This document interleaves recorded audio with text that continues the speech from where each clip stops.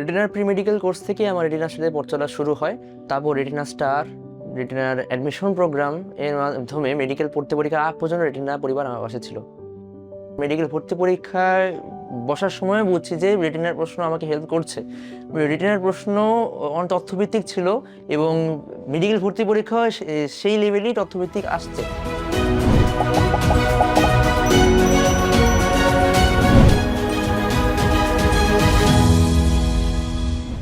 আসসালামু আলাইকুম, আমি সৈয়দ মাজিদুল ইসলাম। এই বছর মেডিকেল ভর্তি পরীক্ষায় জাতীয় মেধায় 7ম স্থান অর্জন করে ঢাকা মেডিকেলে পড়ার সুযোগ পেয়েছি। আমার এই জার্নিতে রেটিনা পরিবার আমার পাশে ছিল, এই জন্য রেটিনা পরিবারের সকল সদস্যকে জানাই আন্তরিকভাবে ধন্যবাদ। প্রাথমিক পড়াশোনা শুরু হয় মণিপুর স্কুল থেকে। পরবর্তীতে আমার নর্ডেম কলেজে অধ্যয়নের সুযোগ হয় এবং সেখান থেকেই আমি উচ্চ মাধ্যমিক পড়াশোনা শেষ করি। ইন্টার ফার্স্ট ইয়ার থেকেই আমার অ্যাডমিশন প্রস্তুতি শুরু হয়। আমি প্রথমে সবগুলো শর্ট সিলেবাস শেষ করার চেষ্টা করি। দেন আমি ইন্টার সেকেন্ড ইয়ারে আমি প্রি মেডিকেল কোর্সে ভর্তি হই। এখন অনেকের কাছে মনে হতে পারে একাডেমিকও সামলাবো, প্রি মেডিকেল কোর্সও সামলাবো, এটা কি কঠিন নাকি, এটা কি কোনো চ্যালেঞ্জ হয়ে দাঁড়িয়েছে নাকি? চ্যালেঞ্জ হয় নাই, কারণ অ্যাডমিশনে 80% পড়াই আমার একাডেমিক ফিল করছে। এই একাডেমিকে দেন আমার বোর্ডের এমসিকিউ, বায়োলজি, কেমিস্ট্রি, ফিজিক্স এগুলো আমার খুব আরও সহজ লেগেছে, আমার অ্যাকুরেসি আরও বেড়েছে, বরং এটা আমার কাছে উপকৃত করেছে। একটু সময় হয়তো বেশি দেওয়া হয়েছে, কিন্তু আমার অ্যাডমিশন জার্নিতেও এটা আমার জন্য অনেক হেল্পফুল ছিল। আমার একটা বিশেষ ঘটনা ছিল, আমার মেডিকেল ভর্তি পরীক্ষার 1 মাস আগে আমি অনেক অসুস্থ হয়ে যাই। লাস্ট উইকলির দিকে আমি জ্বর ছিল, কিন্তু তেমনভাবে ওই পড়াশোনার বেশি চাপ দিতে দিতে এমন একটা দিন আসছে যে আমি বিছানা থেকে উঠতেও পারি না, এমন একটা অবস্থা। যে তখন আমি খুব ভয় পেয়ে যাই যে আল্লাহ মাফ করুক, একদম শেষ মোমেন্টে এসে যদি এরকম একটা জিনিসে আমি একটা বাধা পাই, তাহলে আমার সামনে হয়তো কিছু নাও হতে পারে। সে সময় আমাকে আমার বাবা মা অনেক আশ্বাস দিয়েছে।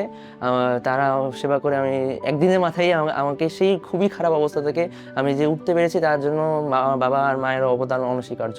এবং মেডিকেল ভর্তি পরীক্ষার আগে যে টেনশন, 10 দিন আগে থেকে যে টেনশন ছিল, সে প্রচণ্ড টেনশনে পড়াশোনাও হচ্ছিল না, এমন একটা অবস্থা। সেই সময় আমার বাবা মা আমাকে হেল্প করেছিল, মোটিভেটেড করেছিল, বলেছিল যে এখন টেনশন করো না, তুমি তোমার যা দেওয়ার দিয়েছো, এখন বাকিটা আল্লাহর হাতে। এখন পরীক্ষার হলে যেন তুমি সুস্থ মাথায় বসতে পারো, এটাই তোমার জন্য দোয়া রইল। ওর মা আর আমি মিলে বুঝাতাম আর কি, যাতে তোমার যেহেতু খারাপ হয়েছে সমস্যা কিছু নাই, সামনে পরীক্ষার জন্য ট্রাই করো। আর কারেকশন লেভেলটা তো পরীক্ষার এক্সামের আগে হলেই ভালো, তাহলে তুমি এটা মিট আপ করে সামনে আরো এগিয়ে যেতে পারবা। রেটিনাকে অনেক ধন্যবাদ, আমার ছেলেকে রেটিনায় চান্স পাওয়ার জন্য সহযোগিতা করা, ওদের একান্তিক প্রচেষ্টা বা ছাত্রের একান্তিক প্রচেষ্টা, দুজনের যৌথ প্রযোজন চেষ্টায় এই পর্যায়ে এসে পৌঁছি আর কি। তাই রেটিনার কাছে আমরা কৃতজ্ঞ, আর আশা করি রেটিনার একটা উন্নতি হয়, সেই দোয়া করি আর কি। মেডিকেল ভর্তি পরীক্ষার যখন রেজাল্ট দেয়, তখন আমাদের পরিবারের জন্য খুবই আনন্দের একটা বিষয় ছিল। সবাই খুশি হয়েছিল। আমাকে আমার বাবা আর মা দুজন যে অ্যাপ্রন পরিয়ে দিয়েছিল, এখন এই অ্যাপ্রন পরানোর সময় রিজনি যে খুশি ছিল ওটা আমি ব্যক্ত করতে পারবো না, এবং ওটা অনেক সুন্দর স্মৃতি থাকবে আমার। অ্যাডমিশনে যখন আমি পড়াশোনা শুরু করতাম, তখন দেখা যেত ভাইয়া দেখতো যে আমি পড়াশোনা শুরু করছি, সেই সময় ভাইয়া মেইন টেবিল ছেড়ে দিয়ে অন্য টেবিলে যেত, আমার জন্য স্যাক্রিফাইস করতো। এছাড়াও যখন পড়াশোনায় একটু সময় লাগতো, পরের দিন পরীক্ষা থাকতো, ভারী পরীক্ষা থাকতো, তো সেই সময়ে আমার একটু মানে পড়তে উঠে সময় লেগে যেত, রাত হয়ে যেত, তখন দেখা যেত ভাইয়ার ঘুমানোর সময় হয়ে গেছে। সেই সময় লাইট অফ না করে, মানে নিজের ঘুম স্যাক্রিফাইস করে হলো আমার জন্য রাত জেগেছিল। এই জন্য আমি ভাইয়ের প্রতি কৃতজ্ঞ। অ্যাডমিশনের সময় ডেইলির পড়তাম, উইকলির পড়া উইকলি পড়তাম। এভাবে মানে প্রতিদিন পড়াটা হচ্ছে অ্যাডমিশনের যে মূল হাতিয়ার, ভালো করার মূল হাতিয়ার বলবো আমি। এছাড়া আমার একটা ইউনিক যদি কোনো ফিচার থাকে, সেটা আমি বলবো যে লাস্ট যখন মেডিকেল ভর্তি পরীক্ষার আগে যখন আমি রিভাইজ দিই, সেই সময়টা আমি একটা খাতা বানিয়েছিলাম।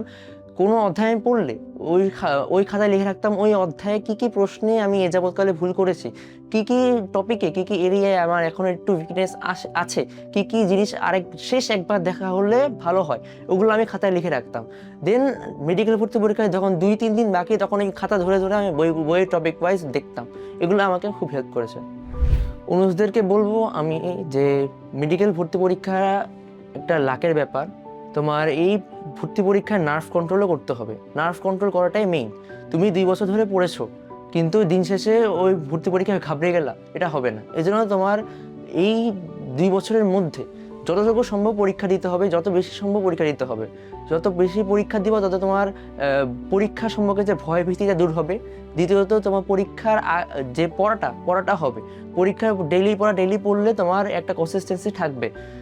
তৃতীয়ত পরীক্ষায় কী ভুল করছো সেই সব ভুল তোমরা যদি মার্কিং করে রাখো, এরিয়া মার্কিং করে বইয়ে পড়াশোনা করলে কোন কোন জায়গায় তোমার উইকনেস আছে সেটা যদি তুমি বুঝতে পারো, তাহলে তোমার দিন শেষে রিভাইজ দেওয়াটাও সুবিধা হবে।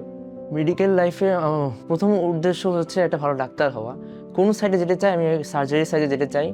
সার্জারির প্রতি একটা আলাদা আমার প্যাশন আছে, বিশেষ করে আমার কার্ডিওভাস্কুলার সার্জারি অথবা নিউরো সার্জারির প্রতি আলাদা প্যাশন আছে।